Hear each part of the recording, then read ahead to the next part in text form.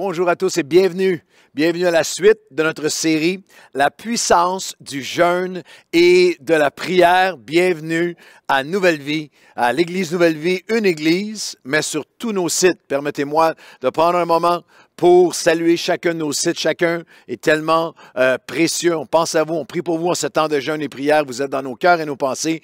Comme le sacrificateur avait le nom des tribus d'Israël écrit sur son cœur, vous êtes écrit sur nos cœurs. Alors bienvenue à Nouvelle Vie, à Longueuil, à Nova Vida, à La Prairie, Nouvelle Vie, à Châteauguay, Nouvelle Vie, à Drummondville. On pense à vous, à Charlevoix et à Sept-Îles. Une pensée spéciale ce matin. Bienvenue à nos amis à Trois-Rivières. Le pasteur Marc Lecomte est avec vous ce matin et nos cœurs sont liés avec les vôtres pour bâtir le royaume de Dieu ensemble dans votre région. Bienvenue aussi à tous ceux qui nous suivent partout à travers la province de Québec. Et je dirais aussi ceci.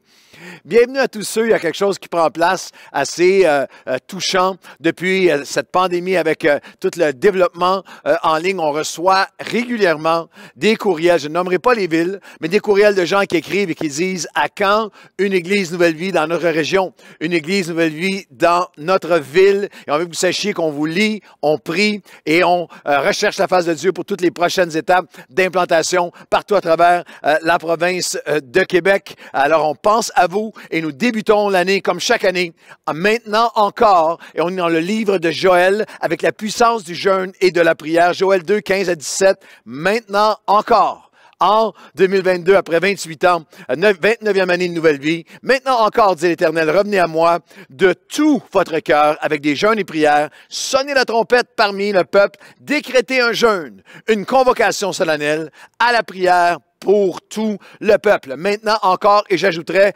plus que jamais.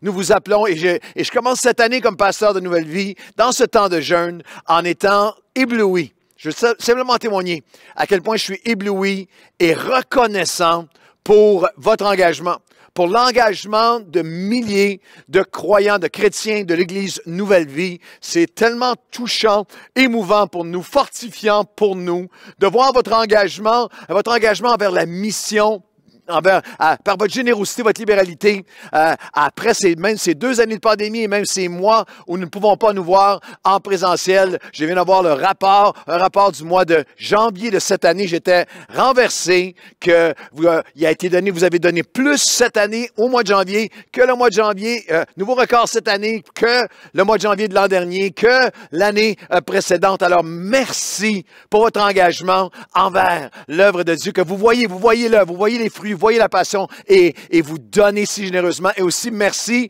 pour votre engagement en prière. Des milliers qui participent ensemble et prennent le temps, ont décidé ensemble de prendre un temps avec Dieu, ensemble, pour chercher sa face, jeûner et pour prier. La semaine dernière, Pasteur Ben Luten a mentionné cette citation de John Piper qui m'a percuté et qui m'a défié toute la semaine. Piper a dit « La plus grande utilité de Facebook et de Twitter sera de prouver au jour du jugement que ce n'est pas faute de temps que les gens ne prient pas assez. » Toute la semaine, j'ai porté cette citation comme si j'étais comme jamais conscient du fait que aujourd'hui, comme si Dieu me disait aujourd'hui et aussi me dira lorsque je vais me présenter devant lui, pas le temps, vraiment.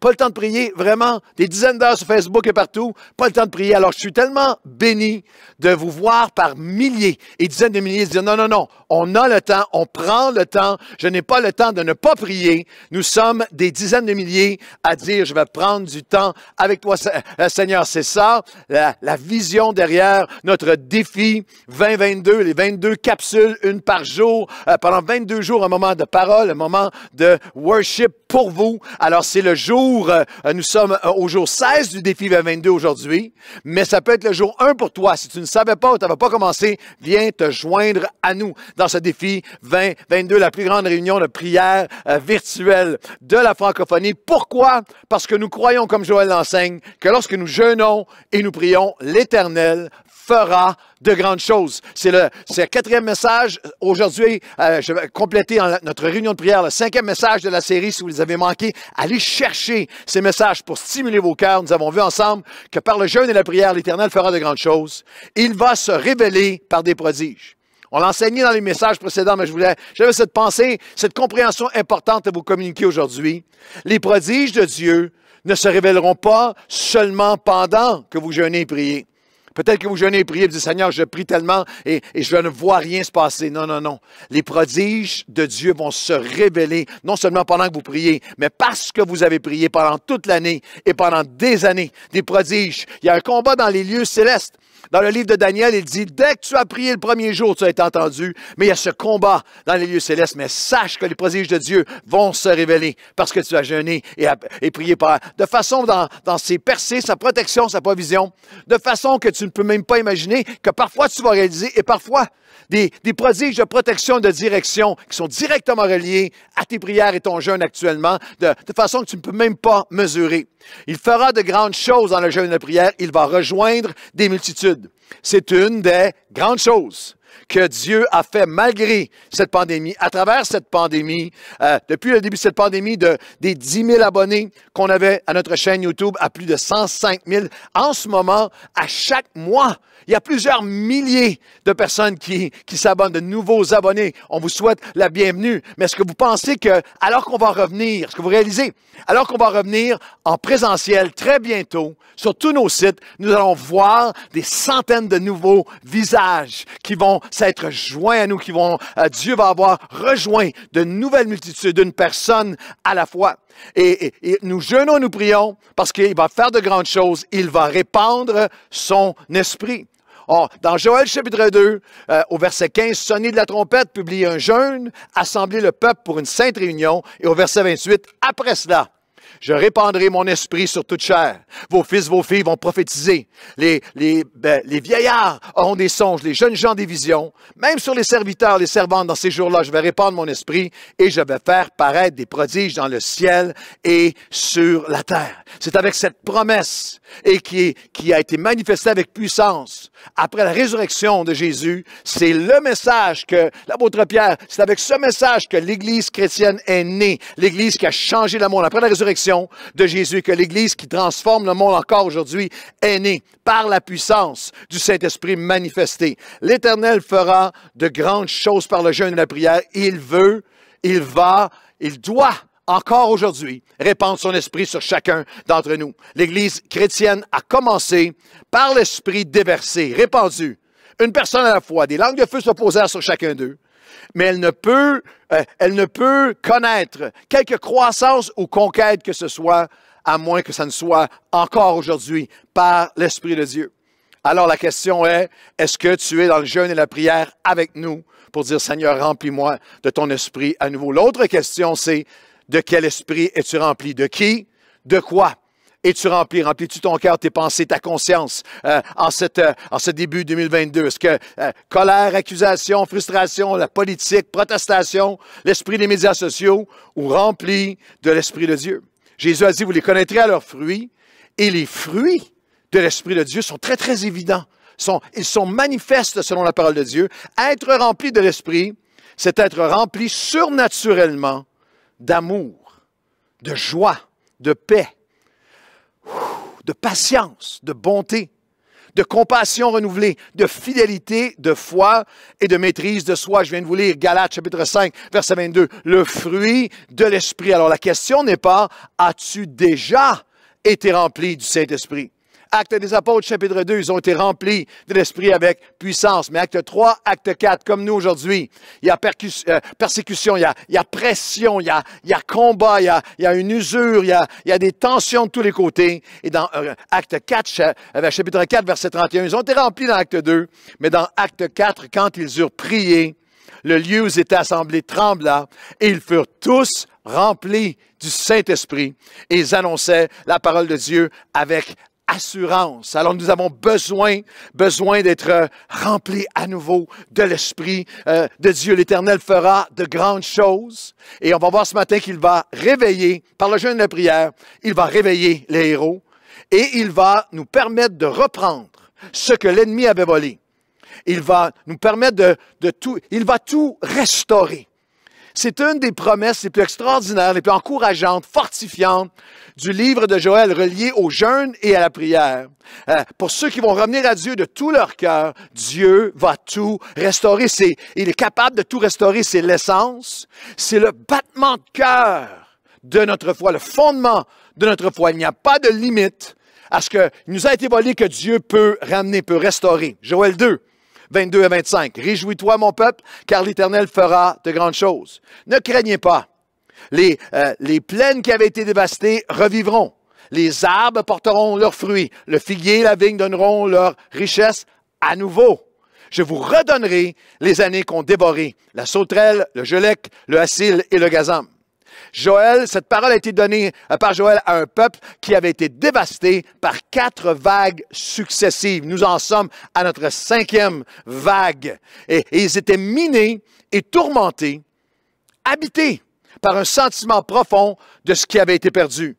Et même que ce qui avait été perdu ou volé ou dévasté ne pouvait plus revenir. Ce qu'on a perdu, on ne peut pas le reprendre. Et c'est un mensonge que nous devons combattre. C'est un mensonge que tu dois combattre avec chaque fibre de ton être. Parce qu'il y a des vagues qui ont frappé la planète et dévasté beaucoup de choses depuis 2 ans.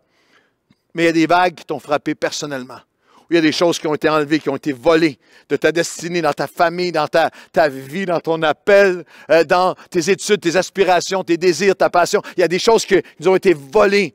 Et en cette semaine, en ce moment de début du mois de février, où on est au Québec dans la semaine de prévention du suicide, vous savez que c'est la pensée fondamentale qui tourmente les gens avec des idéations suicidaires. C'est la pensée que je ne peux pas changer la souffrance qui est actuellement là. Ne peut pas changer. Ça ne peut pas être restauré. C'est impossible. Ce qui a été brisé, ce qui a été perdu, ne peut pas m'être revenu. Je veux le dire à quelqu'un qui a besoin de l'entendre. Avec Dieu, il peut tout restaurer.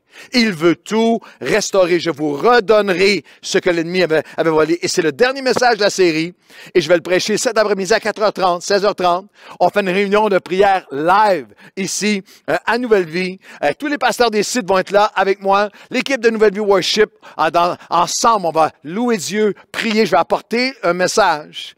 Je vais conclure la série avec un texte gigantesque, fondateur sur le jeûne et la prière. 3 évangiles le reprennent, les évangiles synoptiques, mais on va regarder à Matthieu 14, 1 à 21, alors qu'il y a un père qui amène son fils tourmenté, démonisé, de souffrance atroce. L'ennemi lui a tout volé, lui a tout enlevé, et les disciples ne peuvent rien pour lui.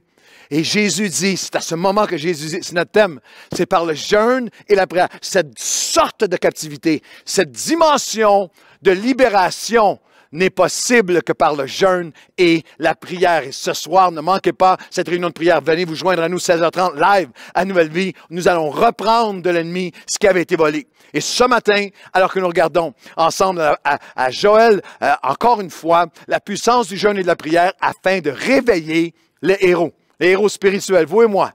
Pas par nos propres forces, mais par les siennes. Joël 3, 9 et 10. Publiez ces choses parmi les nations. Préparez la guerre. Réveillez les héros. Qu'ils s'approchent, qu'ils montent, tous les hommes de guerre. De vos hoyaux, forgez des épées, de vos serpes, des lances, et des outils et des instruments de labour. Faites des instruments de guerre. Et que le faible dise, je suis fort. En ce début d'année 2022, Dieu veut réveiller des héros. Les Olympiques qui commencent vont nous faire découvrir de nouveaux héros sportifs, athlétiques, sans doute remarquables et inspirants par leurs exploits et dépassements humains.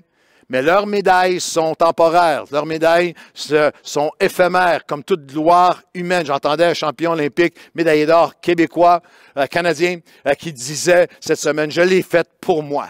J'ai gagné cette médaille-là pour moi. Et on admire des héros dans toutes sortes de sphères de la société. Mais dans le texte ici de Joël, chapitre 3, c'est un autre type de héros. Dieu appelle des héros pour lui, des héros du monde spirituel, des héros dont les enjeux, les médailles, les enjeux sont éternels. C'est un contexte très, très particulier dans le livre de Joël, chapitre 3. Vous avez cet appel aux héros et c'est le rappel que chaque être humain va se présenter devant Dieu. Vous avez au verset 9, réveillez les héros, et au verset 14, c'est une multitude dans la vallée du jugement, car le jour de l'Éternel est proche. Le jour dans la vallée de la décision, dans la vallée du jugement. Le rappel que notre cause, notre mission avant toute autre chose, fondamentalement, est de faire connaître le Seigneur, parce que chaque être humain va avoir à se présenter devant Dieu dans la vallée de la décision. Vous savez, avec les rapports quotidiens depuis 2 ans du nombre de personnes décédées au Québec, Canada, dans le monde entier à travers la COVID, on entend des chiffres à chaque jour avec une certaine désensibilisation. Et le rappel de l'Esprit de Dieu, pour ceux qui jeûnent et qui prient, c'est que Dieu veut réveiller des héros au fait que chaque personne, si on a dit 56 personnes décédées aujourd'hui au Québec, ou 100 ou 200 ou 300, quel que soit, chaque personne est une personne qui va se présenter devant Dieu, pour l'éternité, avec Dieu ou sans Dieu, selon est-ce qu'ils ont reçu, est-ce qu'ils connaissent le Seigneur Jésus-Christ dans leur cœur, dans leur vie. C'est ça notre mission, le connaître et le faire connaître. Des héros qui s'approchent de Dieu et qui montent au-dessus. Faites monter les héros au-dessus des guerres, des conflits humains, qui dépassent même les oyos et les serpes du travail, des responsabilités bien humaines de la vie. On doit faire les choses normales de la vie, mais par l'Esprit de Dieu, transcender même nos faiblesses, nos manquements, nos épuisements, nos usures humaines, que le faible dit que je suis fort, et trouver la force en Dieu. C'est fascinant ce verset, parce qu'on trouve dans Ésaïe, chapitre 2, versets 4 et 5, un verset qui dit presque l'opposé. Je vous le lis. Ésaïe 2, 4, 5. De leur épée et de leur lance, ils forgèrent des oyaux et des serpes. Les armes de guerriers deviendront les instruments pour semer et récolter. Presque l'inverse.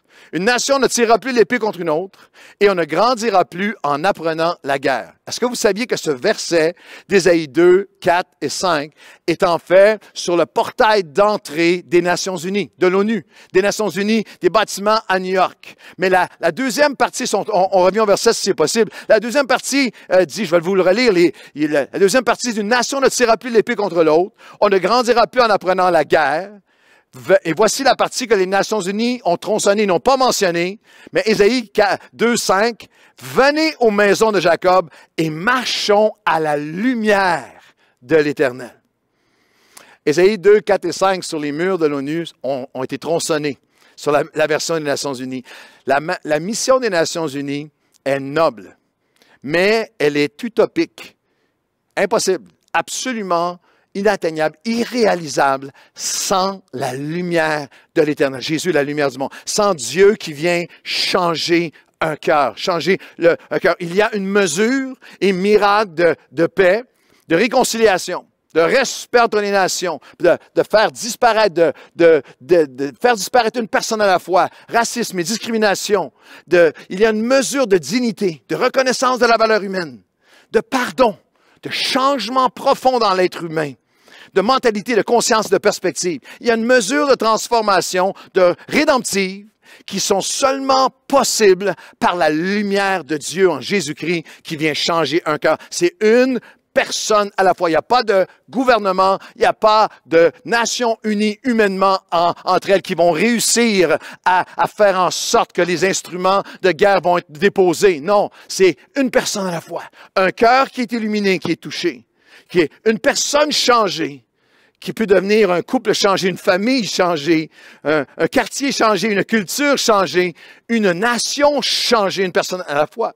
C'est les héros qui sont réveillés par l'Esprit de Dieu sont forts lorsqu'ils croient profondément que ça commence par un cœur changé, que nous avons en Jésus-Christ cette mission de littéralement prendre nos armes de guerre afin d'amener la paix. Des armes de combat spirituel afin que les combats cessent. Des armes spirituelles de prière et de jeûne afin que la paix et la réconciliation et le pardon et la transformation se fassent miraculeusement dans les cœurs. C'est dans le jeûne et la prière que les héros de Dieu sont réveillés à notre mission éternelle et à la réalisation spirituelle que les plus grandes choses et miracles de Dieu commencent dans nos cœurs, dans notre cœur à nous.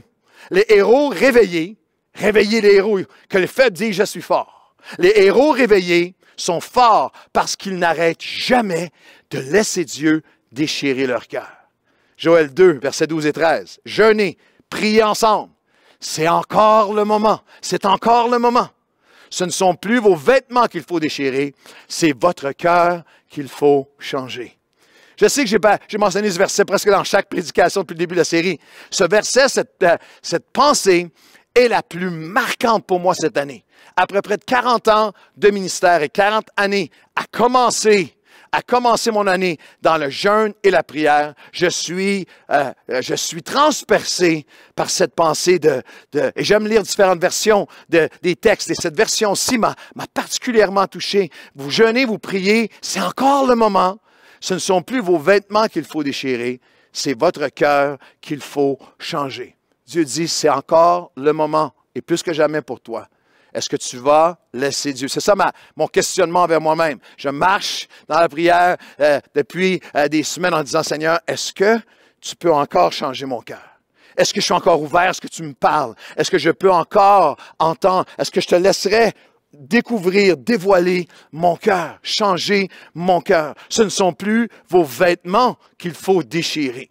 Le vêtement déchiré est un geste de colère, de protestation, de rejet, de révolte. Et il y a beaucoup de gens qui déchirent leurs vêtements sur les médias sociaux depuis 2 ans à travers toutes ces choses que nous voyons reliées à la pandémie.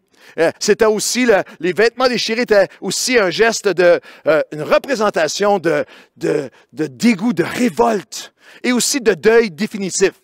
Déchirer le vêtement voulait dire j'abandonne, je lâche tout, je décroche. Je veux plus rien savoir, je décroche de tout. Je suis campé dans ma position, dans ma douleur, dans ma souffrance, dans ma colère, dans ma frustration. Je suis campé là-dedans, dans la chambre des échos, où la seule entrée possible est ceux qui pensent comme moi. Savez-vous que du jardin d'Éden jusqu'à nous, vous et moi, en 2022, il y a toujours une 4e voie. Dans le jardin d'Éden, il y a les voies humaines, Adam et Ève, les voies humaines. Et nous, on est bombardés des voies humaines. Il y a la voie satanique qui est là pour accuser, qui est là pour mentir, qui est là pour nous détourner de Dieu. Dieu a-t-il réellement dit la voix de l'accusateur, la voix du menteur? Et elle parle encore aujourd'hui. Il y a la 4e voie, il y a la voix de Dieu qui veut parler à mon cœur aujourd'hui. Est-ce que je suis prêt à le laisser? Les héros sont ceux. Les héros réveillés sont forts lorsqu'ils laissent Dieu déchirer leur cœur, ouvrir leur cœur. Parle-moi à nouveau. Change-moi à nouveau. Change ma façon de penser à nouveau. Seigneur, voici ce que je prie. Seigneur, change mon cœur. Avec tout ce qui se passe, tout ce qui arrive, qui jamais arrivé auparavant. Change mon cœur, ma perspective pour la tienne. Mes positions pour les tiennes. Mes échéanciers pour les tiens.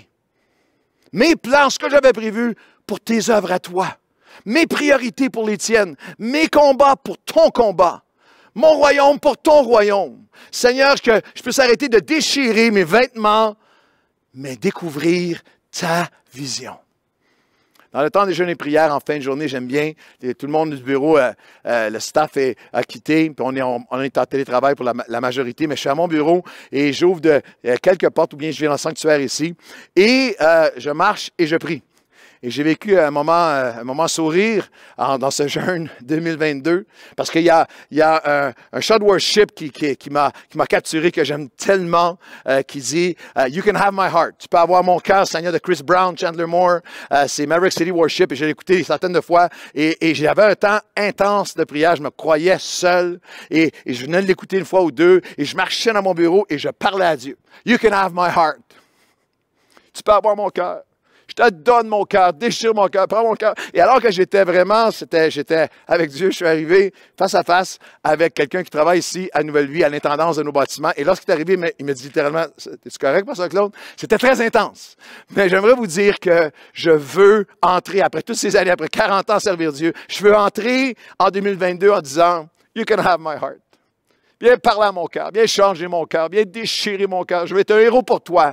Et les héros de Dieu sont réveillés, sont forts, parce qu'ils n'arrêtent jamais de laisser Dieu déchirer leur cœur. Et la deuxième et dernière pensée, c'est que les héros réveillés sont forts. Réveillez les héros, que le fait dit « Je suis fort », qu'ils montent à la guerre spirituelle. Les héros réveillés sont forts parce qu'ils ne laissent jamais quelqu'un d'autre que Dieu raconter l'histoire. Dieu a toujours une autre histoire à raconter. Joël chapitre 1, 2 et 3.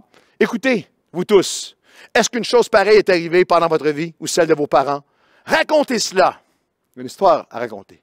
À vos enfants et que vos enfants la racontent à ceux qui viendront après eux.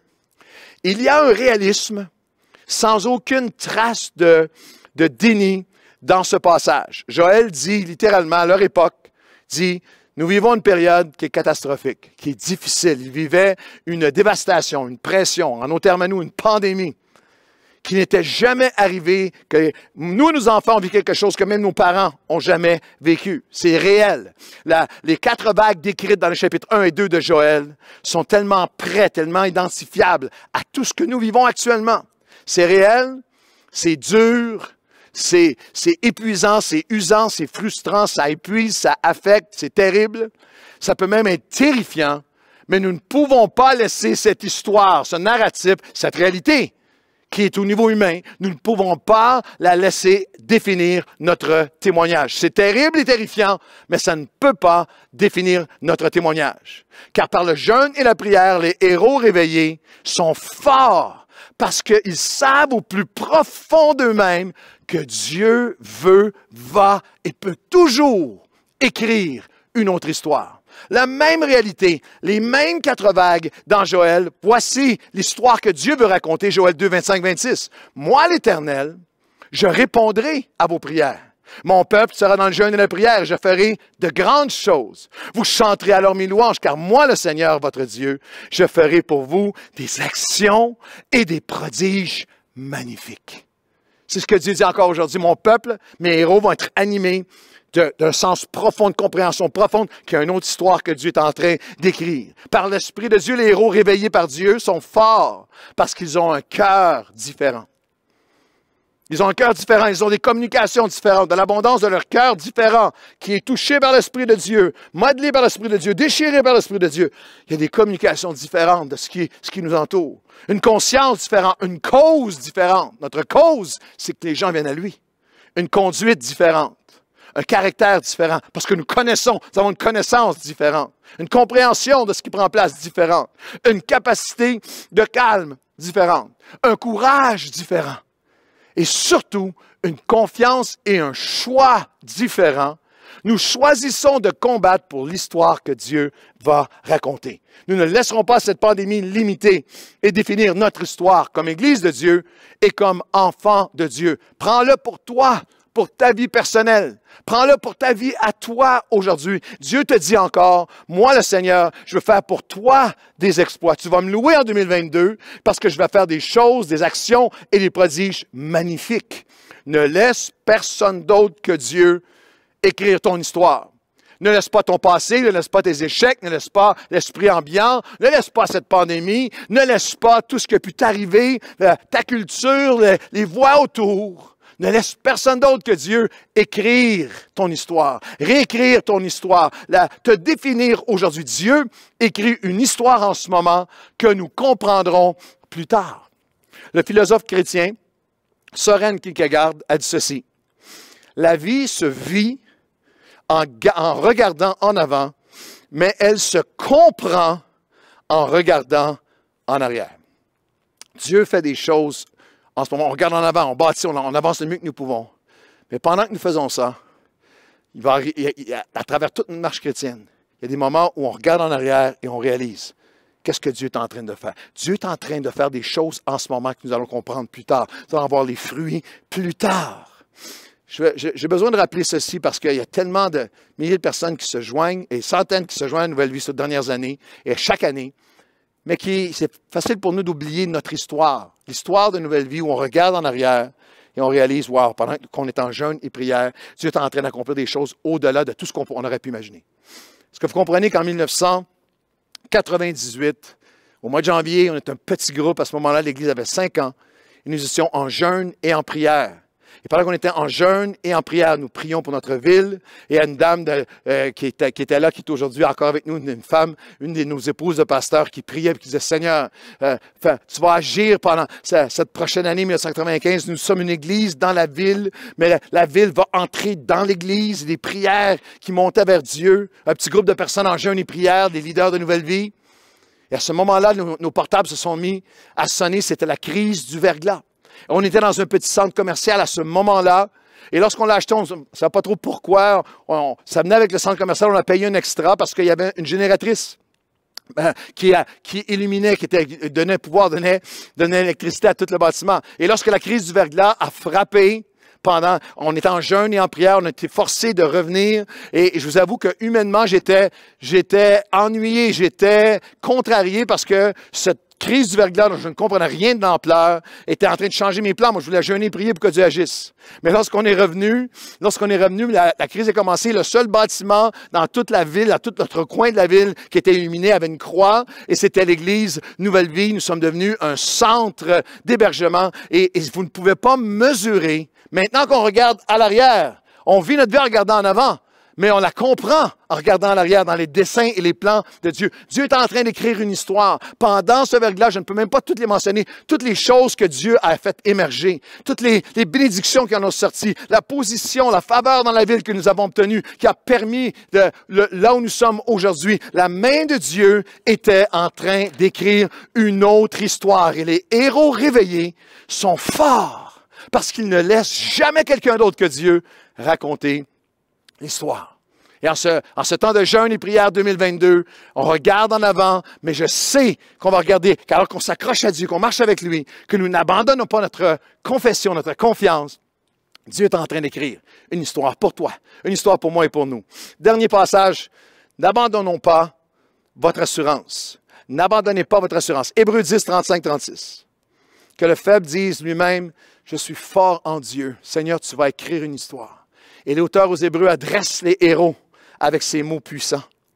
N'abandonnez pas votre assurance à laquelle est attachée une grande rémunération, une grande récompense, car vous avez besoin de persévérance afin qu'après avoir accompli la volonté de Dieu, vous obteniez ce qui est promis. Oh, Dieu a une histoire qui est en train d'écrire pour nous, Nouvelle Vie, pour toi, pour ton couple, pour ta famille. Accroche-toi à lui.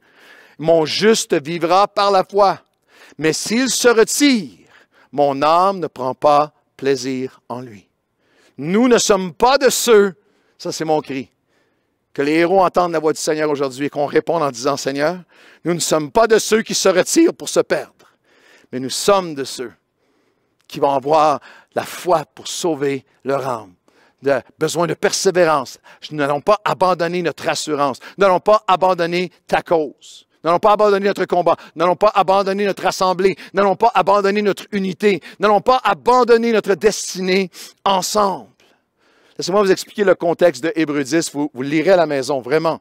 Lorsqu'il dit, mon juste vivra par la foi, je ne serai pas de ceux qui se retirent. Si tu te retires, je ne prends pas plaisir en toi. Mais nous sommes de ceux qui ne vont pas nous retirer, n'allons pas abandonner notre confiance. Nous n'allons pas laisser personne d'autre que Dieu écrire notre histoire. Et le contexte de Hébreux 10 est un contexte extraordinaire. Je vous lis des portions. Verset 32. Vous avez soutenu un grand combat au milieu de beaucoup de souffrances. Ça, c'est nous aujourd'hui.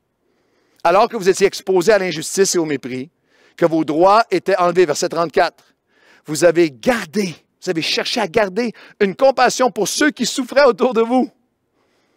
En vous associant à ceux, verset 34, qui étaient prisonniers des mêmes choses que vous. Nous ne sommes pas les seuls comme chrétiens qui souffrons actuellement dans cette pandémie. Nous sommes entourés de gens qui souffrent de toutes sortes de façons. Il dira dans le verset 34 d'Hébreux 10, notre texte, mais malgré tout, vous avez une joie intérieure que le monde n'a pas malgré vos pertes, parce que vous avez des trésors en Dieu qui durent à toujours. Wow! N'abandonnez pas votre assurance. N'abandonnez pas votre foi, votre confiance, l'histoire que Dieu veut raconter. Écoute-moi, quand Dieu permet une chose dans le monde, des événements dans le monde ou dans ta vie, il accomplit et fait des milliers d'œuvres en même temps, à la fois. Il a déjà des plans et des destinées différentes et uniques, en même temps, simultanément, pour des millions et millions de personnes, pour nous, en même temps, mais aussi pour l'avenir.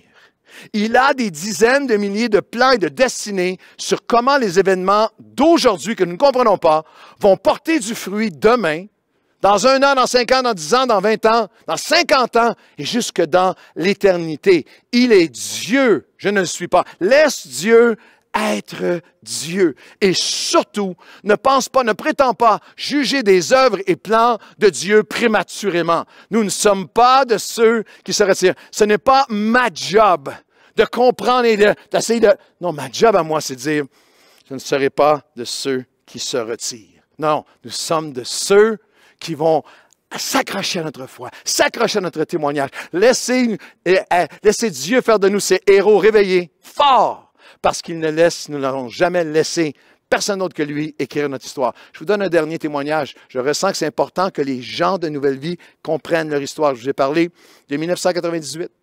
Eh bien, en 2010, nous sommes en jeûne et en prière encore. On avait planifié plusieurs mois auparavant de faire des rénaux pour améliorer nos locaux ici, localement. Pendant le temps de jeûne et de prière, pendant qu'on est en jeûne et en prière, nos portables se mettent à sonner. C'est le tremblement de terre en Haïti. On était déjà engagés depuis nos débuts envers Haïti. Mais là, c'est quelque chose de proportion hallucinante. C'est 250 000 personnes qui perdent la vie. C'est des centaines de milliers qui sont sans abri, qui sont à la rue. C'est des églises que nous avons supportées qui sont fissurées. Et je me souviens, pendant ce temps de jeûne, nous être réunis avec les leaders, puis de dire, cette année, on va mettre de côté les choses qu'on voulait faire pour nous-mêmes, pour notre confort, pour développer ici, à Nouvelle Vie, et on met le cap sur, on donne pour Haïti. On va tout donner. On a appelé les gens et il y a eu des dons comme jamais dans notre histoire qui sont allés rebâtir des maisons, rebâtir des églises, des soins d'urgence. Il y a des centaines et centaines et centaines de milliers de dollars qui ont sorti dans le jeûne et la prière, qui sont partis vers Haïti. On ne comprenait pas tout ce qui se passait. Mais je me souviens qu'au début, il y a un administrateur de notre église, un bon monsieur, mais qui m'avait dit, tu sais, pasteur, si tu mobilises les gens comme ça, beaucoup à donner à l'extérieur, on va avoir une année de trouble nous-mêmes ici à Nouvelle Vie. Nos finances ici vont diminuer. On va avoir une année difficile. Moi, je disais, hey, on est dans le jeûne, on est dans la prière, on donne à ceux qui ont, selon le cœur de Dieu, à ceux qui ont besoin de Dieu. Dieu va s'occuper de nous. Dieu va écrire notre histoire. Eh bien, les mois ont passé. Et lorsque le mois de septembre, octobre est arrivé pour la première fois de l'histoire de Nouvelle Vie, à ce moment-là, nous avions un déficit de plusieurs centaines de milliers de dollars. Et je vous dis exactement comme c'est arrivé. Je portais ce fardeau de jour en jour, de semaine en semaine. Les gens avaient tout donné ce qu'ils pouvaient. On avait un déficit de centaines de milliers de dollars. Et un jeudi après-midi ou le jeudi soir, j'avais une réunion avec le conseil d'administration de notre église où je dois venir leur annoncer qu'on a un déficit de plusieurs centaines de milliers de dollars qui est là devant nous pour finir l'année, première année qui pourra rappeler déficitaire pour Nouvelle Vie. J'étais désespéré. Et dans l'après-midi, jeûne et prière. Et croyez-moi que tous ces combats, l'ennemi qui dit, vous avez tout fait ça, puis c'est moi et moi qui, Seigneur, on était dans le jeûne et la prière. Comment qu'on peut se retrouver dans cette situation? C'est selon ton cœur et on t'a fait confiance et l'histoire qui est en train d'être écrite semble tellement... on ne comprend pas ce qui prend place. Et le jeudi après-midi, le jeudi soir, à 18 h, on a le conseil d'administration. Et cet après-midi, je reçois un coup de téléphone. Je n'ai pas reçu comme ça avant ni depuis. Ni depuis, ni après. Mais j'ai un coup de téléphone du pasteur David Wilkerson aux États-Unis, qui du milieu de nulle part ne sait rien, d'aucune de nos situations. Il dit, Pasteur Claude, le Seigneur a mis sur mon cœur de vous faire un don, je ne sais pas c'est pourquoi, mais vous savez c'est pourquoi. Et mes amis, le don était 3 fois, 4 fois les sommes qu'on devait, le déficit qu'on avait, le plus grand don qu'on n'a jamais eu de notre histoire. Et je suis arrivé ce soir-là en larmes devant notre conseil d'administration. Il dit, voici ce que Dieu a fait, voici, on a terminé l'année. Et lorsque j'y réfléchis, lorsque j'y pense, il y a certaines de ces sommes-là qui sont allées à des achats d'équipements, à commencer à se préparer pour les prochaines étapes, même de ce que nous faisons actuellement. J'aimerais te dire que Dieu a toujours une histoire qu'il est en train d'écrire. Il est en train d'écrire une histoire pour nous, il va le faire en 2022. Nous allons comprendre, regardons l'arrière dans 1 an, 5 ans, si le temps s'est venu 10 ans, et dire, regarde ce que l'histoire que Dieu racontait, est en train de préparer pour ceux qui disent, nous ne serons pas de ceux qui vont se retirer. Seigneur, tu vas prendre plaisir en nous. Et nous allons nous accrocher à ton témoignage, à ton appel. Seigneur, viens réveiller mon cœur. Je te permets de le changer. Je te permets de déchirer mon cœur. Viens parler, viens changer, viens animer. Seigneur, viens nous remplir à nouveau de ton esprit. Seigneur, je déclare que tu peux restaurer tout ce que l'ennemi avait voulu voler. Tu vas restaurer ce que l'ennemi avait volé dans nos vies, dans des mariages, dans des familles, dans des couples, dans l'œuvre de Dieu que tu nous as confiée. Seigneur, j'entends ton appel qui dit, montez au-dessus de toutes les autres voix pour entendre la mienne. Seigneur, je te confesse que nous sommes faibles, usés et fatigués en nous-mêmes de cette pandémie, de tout ce qu'il y a autour. Et que le faible dise, je suis fort. Renouvelés par l'Esprit de Dieu. Nous allons prendre nos armes spirituelles pour amener la paix et ton amour et ton message et ton royaume. Seigneur, j'ai besoin, je ne laisserai rien ni personne d'autre venir définir qui nous sommes. L'histoire que nous allons raconter à nos enfants et nos petits-enfants vont être l'histoire de ta grâce, de ta bonté, de ta fidélité et de tout ce que tu vas avoir fait de si grands prodiges dans nos vies, en nous et à travers nous, dans cette année 2022. Dans le jeûne et la prière, au nom de Jésus. Amen et amen. Je vous donne rendez-vous aujourd'hui, cet après-midi, pour notre réunion de prière live ensemble à Nouvelle Vie. Nous allons reprendre de l'ennemi ce qu'il nous avait volé. Restez avec nous un moment alors que l'équipe de Nouvelle Vie Worship chante, loue. Nous prions ensemble, nous disons, Jésus-Christ, mon rocher. Ma confiance est en son amour. Dans l'orage, il est Dieu et il est Seigneur de tout.